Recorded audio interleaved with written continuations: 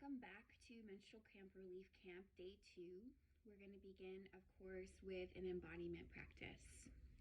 So find a comfortable seat, and whatever you're sitting on, tilt your pelvis forward until you feel your vulva resting and making contact with whatever you're sitting on.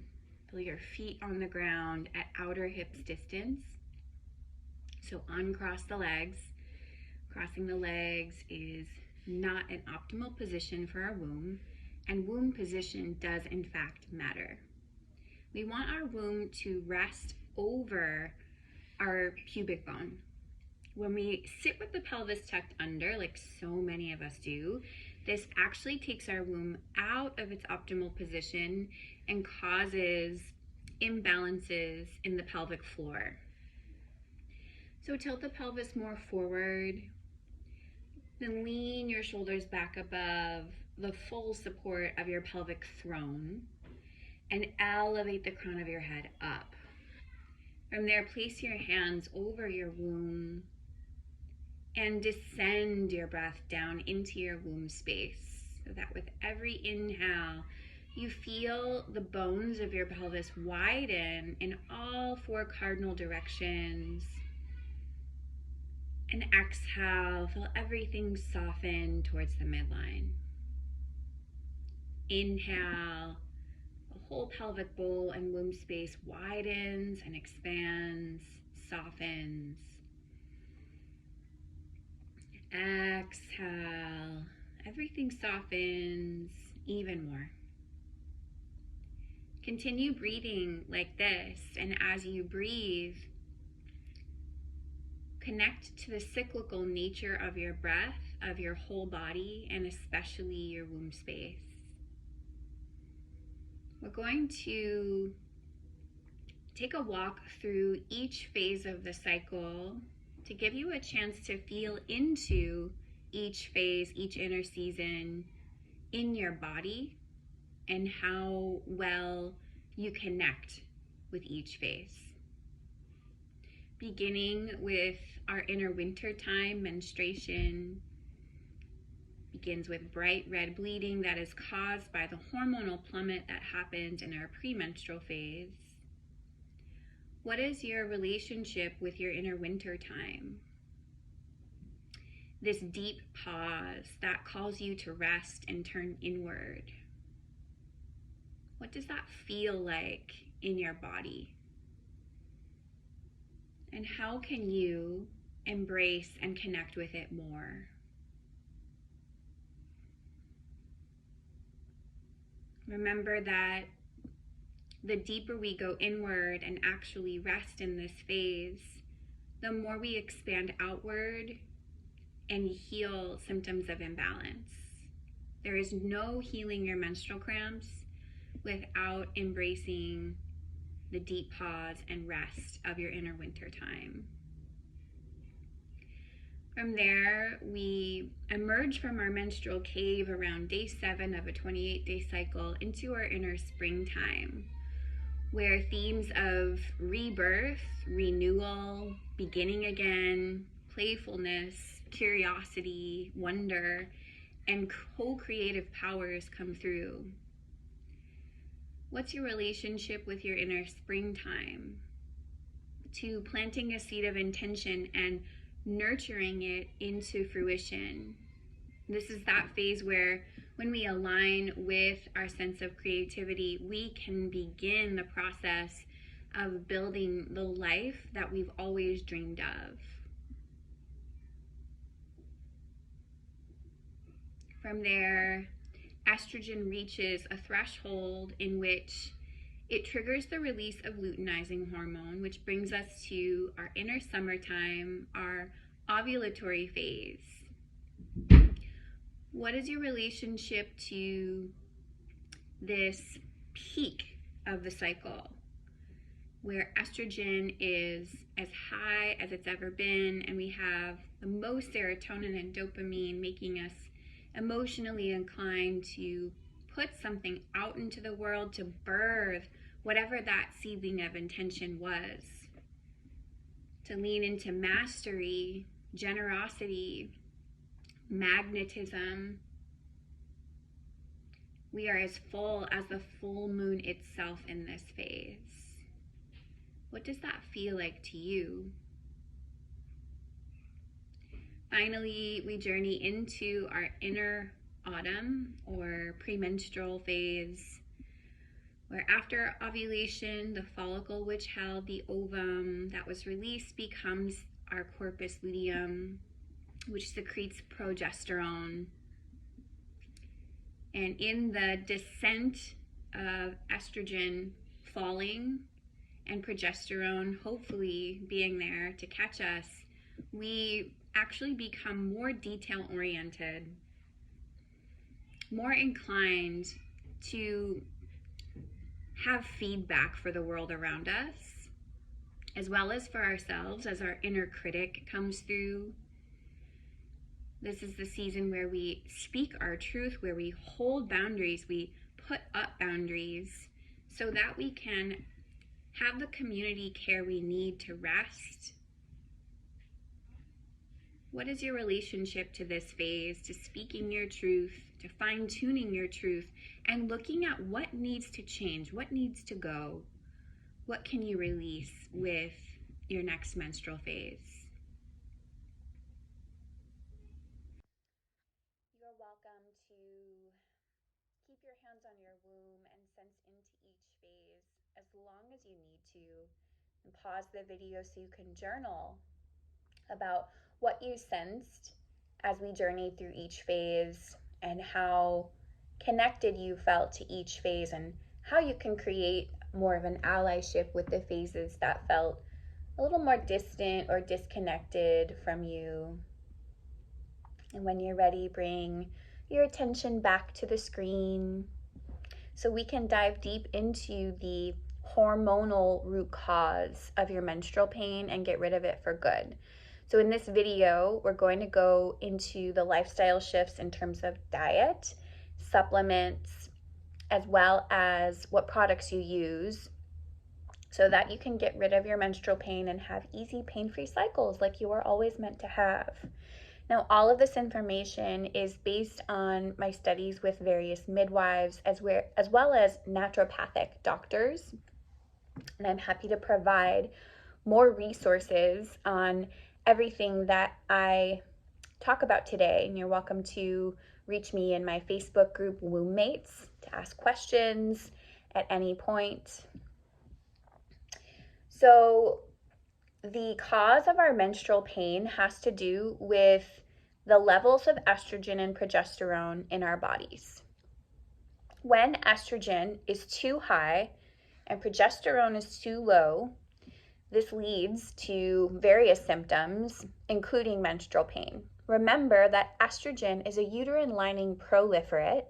So the more estrogen we have, the more our uterine lining or endometrial lining grows and becomes thicker. Estrogen is also what causes our uterus to contract more, what causes prostaglandins to go up. Without enough progesterone to balance out those effects, remember, progesterone is the yin to the yang of estrogen. So it relaxes the uterus. It thins out our uterine lining so it's not so thick and clotty. So we need to help our bodies to lower estrogen, metabolize estrogen, and nourish and boost progesterone. Also, estrogen and progesterone work in a ratio. So sometimes progesterone is so low that it causes the ratio to be thrown off, so estrogen appears really high. Across the board, we all need more progesterone. It is an amazing hormone that we don't get enough of. And one of the major reasons we don't is because of the lack of nutrient density we have in our diets. Now, this is especially true if you have been on birth control or are coming off of birth control, or maybe you're still on it. We really want to focus on nutrient density, specifically in terms of zinc, which helps our bodies to absorb iron, which as menstruators we need because we lose blood. Selenium, Selenium helps to build a healthy corpus luteum. And remember, the corpus luteum is what secretes progesterone. Also, CoQ10 is another nutrient that we tend to be low on when we use birth control. This has been shown through research that birth control lowers our nutrient levels. And so those 3 supplements, in addition to a daily vitamin, is something that is recommended by naturopathic doctors to boost progesterone and to bring our cycle back into balance, especially coming off birth control, because so many of us have a birth control detox period where all of these symptoms that we've never had all of a sudden appear because our body's hormones get thrown off through birth control. They are not being regulated. That's for a whole other talk. So zinc, selenium, and CoQ10 are 3 nutrients to supplements rather to take if you are on birth control, coming off of it, or were on it for a long time. Also, anyone who wants to boost progesterone, even if you haven't been on the pill, needs a healthy B complex supplement, as well as magnesium. Magnesium actually primes our progesterone receptors, and vitamin C. Vitamin C has been shown to boost progesterone. So those 3 supplements are something to add to your daily supplement regime. So a healthy B complex, magnesium, and vitamin C. Now, in addition to that, we really want to focus on nutrient density through our diet, which means we need 9 to 12 servings of veggies per day. This is about 1 to 3 cups of veggies with each meal. Ideally, we want to focus on cruciferous veggies, which have DIM. DIM is a chemical, a nutrient that helps us to process and metabolize estrogen. You can also take DIM as a supplement, but I really want you to focus on getting those 1 to 3 cups of veggies with each meal. Add in lots of kale, broccoli, Brussels sprouts, cabbage, and make sure you're chewing your food until it's a paste. So when you sit down to eat, before you take a bite, look at your food and wait for your mouth to salivate.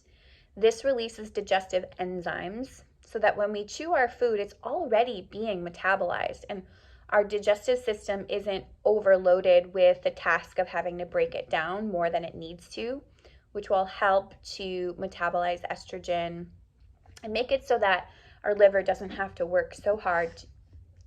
One other thing we need to focus on is our blood sugar levels.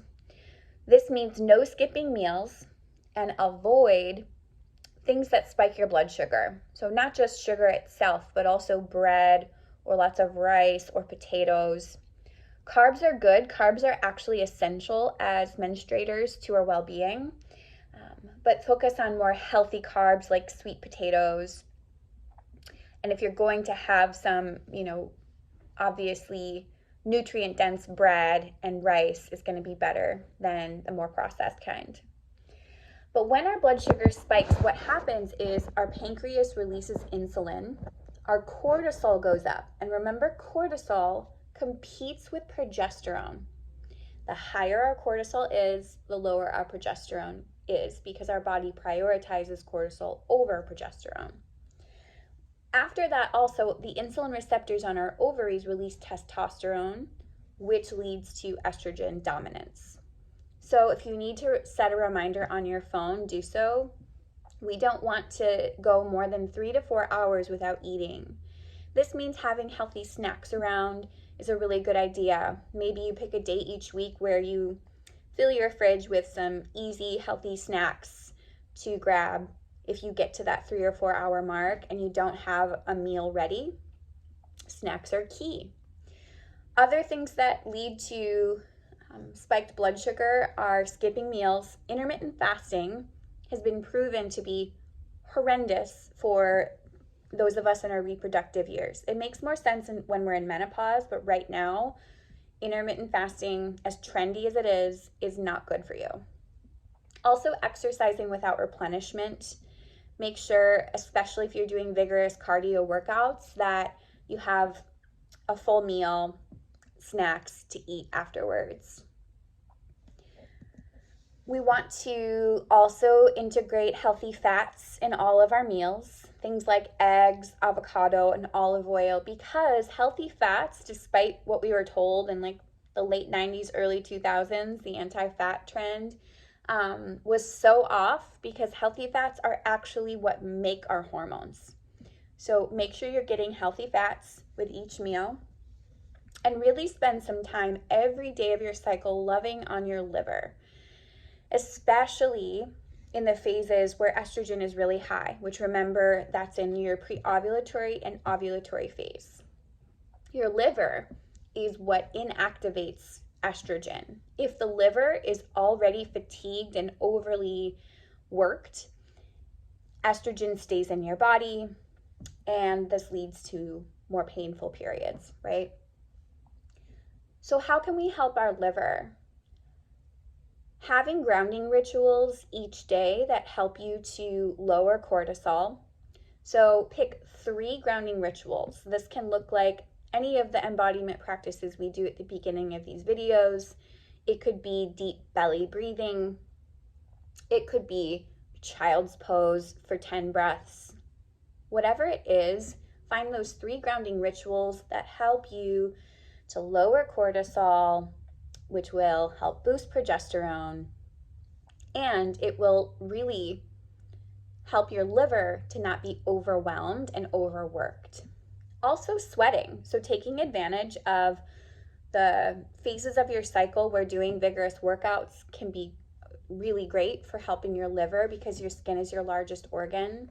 But also waking up and having warm lemon water, apple cider vinegar, as well as herbs that help to metabolize what's moving through your liver. So dandelion is an amazing herbal ally for the liver, as well as turmeric and milk thistle. Also, removing anything that taxes the liver for at least while you're in this challenge. That means no caffeine and no alcohol, at least for while you're doing this menstrual camp relief camp. In addition to that, I want you to, there is one herb that can be an amazing remedy for boosting progesterone, and it's called chaste tree or vitex. Clinical studies show that chaste tree is actually more effective in treating symptoms of imbalance in the cycle than birth control and antidepressants. You can take this in a tincture format. Just put a few drops of chaste tree in your water in the morning. Or you can get it in a pill form, of course, or buy the herb and make your own tinctures if that's something you're into. Now, just to recap, going back, menstrual cramps, the root cause of menstrual cramps is the imbalance of estrogen and progesterone. Now, to remedy this, we want to focus on nutrient density, so adding in supplements as well as those 9 to 12 servings of veggies per day, focusing on cruciferous veggies to metabolize estrogen, making sure that we're chewing our food and waiting for our mouth to salivate to help our digestive system and support our liver. Do not go more than 3 to 4 hours without eating. Focus on healthy fats. They are the building blocks of hormones. And really take some time to support your liver, because it is the organ that inactivates estrogen. Find those 3 grounding rituals you can practice when you're feeling overwhelmed or stressed. Sweat, have lots of water. Consider taking some of the herbs that I listed. And so that is a wrap for day 2 of Menstrual Cramp Relief Camp. If you have any questions or want any resources, please make sure you're in my Womb Mates private Facebook group, and enjoy your journey in healing your menstrual cramps. Thanks, love, and see you soon for day 3.